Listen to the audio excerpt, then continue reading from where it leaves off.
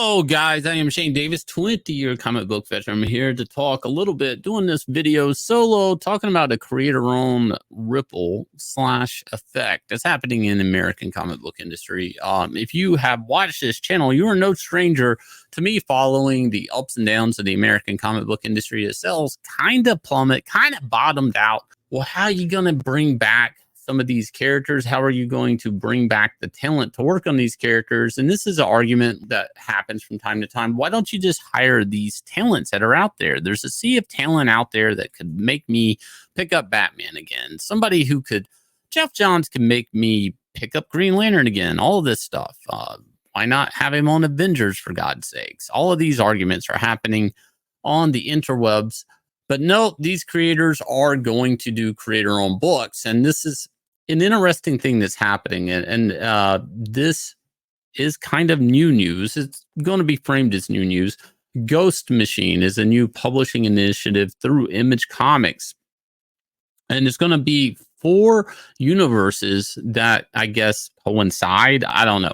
It's a nice way of saying 4 creator-owned books that potentially could cross over, I guess, or at least they're going to merge to sell one another and try to get that synergy. And that's a big thing for like Marvel and DC, to sell a bunch of books, not just one book. And hopefully one book props up another book, or the reader will just go to the next in line of the brand, or a character will cross over and drag a reader into a book that they weren't reading before, and keep a type of energy. Also, this is kind of a big deal if you're trying to get into catalogs and catalog space, or get a comic shop more invested into your book, is if you have a bundle of books. I know that sounds weird, but if you just have one book, like if when Valiant was around, they just did one book, a comic shop's less inclined to order from them because they need to make money on a few books, not just one book. And this is a big thing with creator owned that holds them back in the direct market.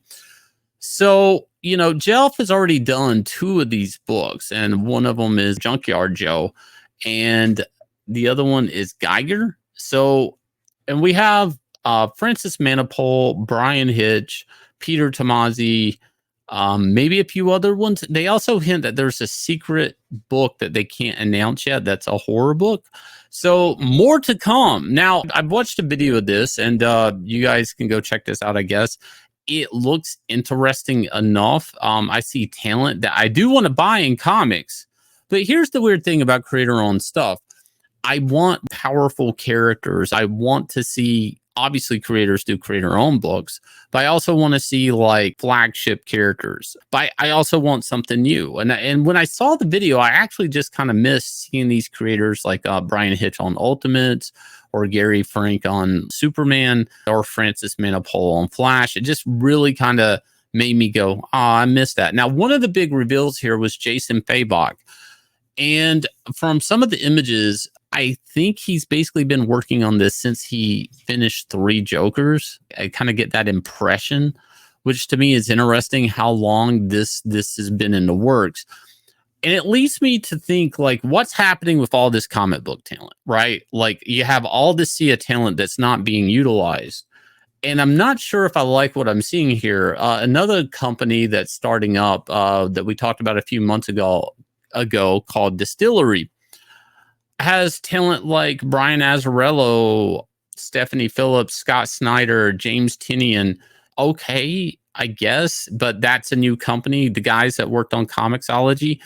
There's a lot of guys that know how to make books, and a lot of guys that can sell books, but they're really not given the opportunity to help the direct market. They're not either given the salaries, the treatment, whatever it is, to do flagship books that basically the direct market, comic book fans, a lot of people are propped up on. So where does this go? A bunch of creator-owned books that are really hard to sell, because right now a lot of these companies are just selling the names of these creators. And I guess to me, when I was trying to do the timestamp on the Jason Fabok thing, is so off. Like, for him to do a creator-owned book, that really should have been done off the heels of 3 Jokers, not years later from 3 Jokers. I just feel like some of the energy of being a comic pro and working on big books at Marvel and DC you put 3-4 years in between that, it's like you're just losing gas. You're just letting air out of the balloon. You're deflating the tire. I get that the work needed to be done. Maybe the guy's a really slow artist. You have to get all this stuff together, but the allure of being the artist on Three Jokers, or the allure of being the writer on Three Jokers, and all of that would have been piping hot if you did this right after or 6 months after Three Jokers. I'm right now reading Geiger. I love Geoff's work. I like what I'm seeing from Gary Frank. I just feel like the timing is off. Maybe I'm wrong. Maybe the direct market, the customers are still there. Maybe these people are going to go to Image. But right now, if what I'm seeing in this video and the talent that's working on it, these may be some of the best Image books that are coming out all at once since like the original Image founders. So, you know, you're talking about Bryan Hitch, Gary Frank, Francis Manapul. And again, we got Brad Meltzer here, Peter J. Tomasi, Geoff himself. It's like, that's crazy. And again, I don't really see a lot of people talking about this, but this is kind of like a cause and effect happening of the American comic book industry. This is an effect of not hiring these talents or cutting their page rates, I'm thinking, or finally they're just like, hey, I've worked a lot of years for Marvel and DC. What am I going to do? And this really brings up the bigger question: when Marvel and DC go down, if you really believe that, and let's just pretend that for a second, what is going to happen to all the talent in American comics? Can everybody go out there and make a creator-owned comic and get people talking about it? Because if every book is its own branding enterprise, that's really hard to get word of mouth. And I feel like this ghost machine here is basically piling up all these guys and their books just to get people talking about it. And again, I take interest in this, but I don't know if the average guy reading books, they will even hear about this. The average guy that was buying Geoff Johns' DC books, he's not usually buying Image Comics. Not in that era. I mean, this would have to become a new era of Image Comics that basically would inherit all the great talent of the American comic book industry around, I don't know, 2010 to 2020. I just don't know, like, is that even possible?